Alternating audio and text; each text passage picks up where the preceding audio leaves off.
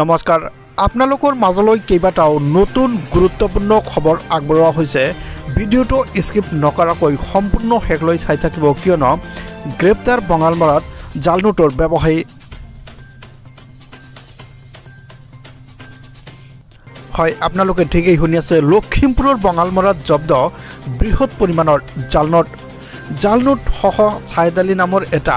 সৰবৰাহকাৰীক গ্ৰেপ্তাৰ কৰিছে বঙালমৰা আৰক্ষীয়ে ইফালে ছাইদ আলীৰ ঘৰৰ পৰা উদ্ধাৰ নগদ 2,51,000 টকাৰ জাল নোট মোবাইল ফোনত থকা আপত্তিজনক ভিডিঅ' চাই হতবাক হৈছে অসম আৰক্ষী সমান্তৰালভাৱে বহু লোকক টকা বনোৱা ভুৱা ভিডিঅ' প্ৰেৰণ কৰিছিল এই ছাইদ আলীয়ে হয় এক ডাঙৰ খবৰ এক গুৰুত্বপূৰ্ণ খবৰ বঙালমৰাত পুনৰ সক্ৰিয় হৈ উঠিছে বৃহৎ জাল নোট নকল ব্যৱসায়ী চক্ৰ নিশা দৌলতপুৰত জাল নোট সৰবৰাহকাৰীৰ বিৰুদ্ধে আৰক্ষীয়ে এক বৃহৎ অভিযান চলাইছিল আৰক্ষীৰ অধীক্ষক মিহিৰজিৎ গায়নৰ নিৰ্দেশত চলিছিল এই বৃহৎ অভিযান হোৱাটছআপত ভিডিঅ' প্ৰেৰণ কৰি বহিৰাজ্যৰ বহু লোকক এই জালত পেলাই সৰবৰাহ কৰিছিল জাল নোট সহ নমস্কাৰ এই মুহূৰ্তে আহি পৰিছে ৰাতিপুৱাৰ কেইবাটাও বিগ ব্ৰেকিং নিউজ আজি হৈছে হয় ইতিমধ্যে আপোনালোকে যে জাল নোটসমূহ দেখিবলৈ পাইছে এই হল জাল নোটৰ বৃহৎ চক্ৰ লগতে নকল সোণৰ ব্যৱসায়ীক কিন্তু ইতিমধ্যে গ্ৰেপ্তাৰ কৰিছে অসম আৰক্ষীৰ বৃহৎ অভিযানত কিন্তু গ্ৰেপ্তাৰ হ'বলগীয়া হৈছে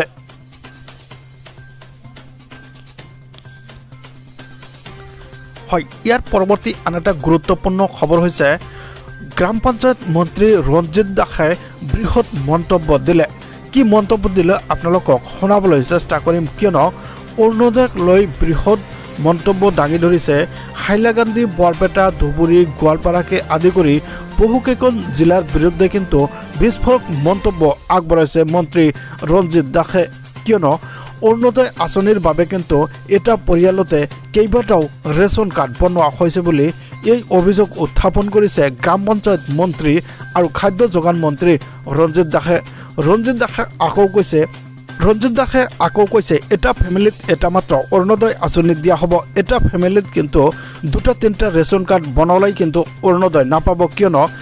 মন্ত্ৰী ৰঞ্জিত দাসে উল্লেখ কৰিছে এটা ৰেচন কাৰ্ডত কিন্তু কমেও 6জনকৈ ফেমিলি থাকিব লাগিব 6জনকৈ ফেমিলি থাকিলেহে সেই ৰেচন কাৰ্ডত অৰুণোদয় আঁচনি পাব এক বিস্ফোৰক মন্তব্য আপোনালোকক শুনাবলৈ চেষ্টা কৰিম আপোনালোকে শুনক ৰঞ্জিত দাসৰ মন্তব্য এটা ইতিমধ্যে আদেশ জাৰি কৰিছে যে অতি কমেও 5জন আমাৰ হেৰিয়া হ'ব লাগিব পৰিয়ালৰ সদস্য হ'ব লাগিব আৰু 5জন পৰিয়ালৰ সদস্য হ'লে আৰু তেওঁলোকৰ যদি ন্যূনতম আয় যদি 2 লাখতকৈ তলত তেতিয়াহ'লে আগন্তুক দিনত তেওঁলোকে অৰুণোদয় পাব আৰু এই সিদ্ধান্তটো এইকাৰণে লোৱা হৈছে যিহেতু এনেকুৱাকৈ যিহেতু অসৎ প্ৰবৃত্তিৰে ৰেচন কাৰ্ড নতুনকৈ সৃষ্টি কৰিছিলে যাৰ কাৰণে ধুবুৰীৰ এগৰাকী আমাৰ যোগান বিভাগৰ বিষয়াক ছাছপেনশ্যনো কৰা হৈছে আৰু ইয়াৰ লগত কোন কোন জড়িত থকা আছে তাক তেওঁলোককো আমি পোষ্ট দিয়াৰ কাৰণে ইতিমধ্যে ব্যৱস্থা কৰিছোঁ ৰেচন কাৰ্ডৰ ক্ষেত্ৰত আমাৰ মাননীয় মুখ্যমন্ত্ৰীৰ অধ্যক্ষতাত এখন সভা অনুষ্ঠিত হৈছিলে আৰু সেই সভা অনুষ্ঠিত হোৱাৰ পিছত তাৰ বিসংগতি এটা ধৰা পৰিছিলে যিহেতু মাননীয় মুখ্যমন্ত্ৰী ডাঙৰীয়াই বা আমাৰ চৰকাৰে কৈছিলে যে ৰেচন কাৰ্ড যিসকলৰ আছে তেওঁলোকে অৰুণোদয় পাব বুলি কৈছিলে আৰু সেইটোৰ সুযোগ লৈ পেলাই ঠাই বিশেষকৈ ধুবুৰী অঞ্চলত বা আপোনাৰ হাইলাকান্দিতে হওক বা বৰপেটাতে হওক বা এইপিনে ধৰক গোৱালপাৰাতে হওক এনেকুৱা অঞ্চলত দেখিছোঁ যে বহুতে ৰেচন কাৰ্ড স্প্লিট কৰি পেলাই যে তেওঁলোকে দুটা পৰিয়াল তেওঁলোকে দেখাইছে এতিয়া এইটো স্বাভাৱিকতে এটা সন্দেহ এটা হৈছে যে এটা পৰিয়াল যে এনেকুৱা ধুবুৰী অঞ্চলৰ বা বৰপেটা বা গোৱালপাৰা অঞ্চলৰ যে এই পৰিয়ালবিলাক তাৰমানে সন্তানহীন পৰিয়াল নেকি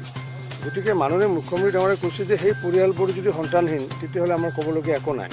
তেতিয়াহ'লে 2জন থাকিলেও তেওঁলোকৰ মানে হেৰিয়াৰ পৰিয়ালক চাউলেই হওক বা অৰুণোদয় হওক যি সুবিধা পোৱাত পাবগৈ আৰু যদি সন্তানহীন নহয় তেতিয়াহ'লে যে অৰুণোদয় স্বাৰ্থত যদি তেওঁলোকে স্প্লিট কৰি পেলাই ফেমিলি যদি তেওঁলোকে মেম্বাৰটো কমাইছে সেইকাৰণে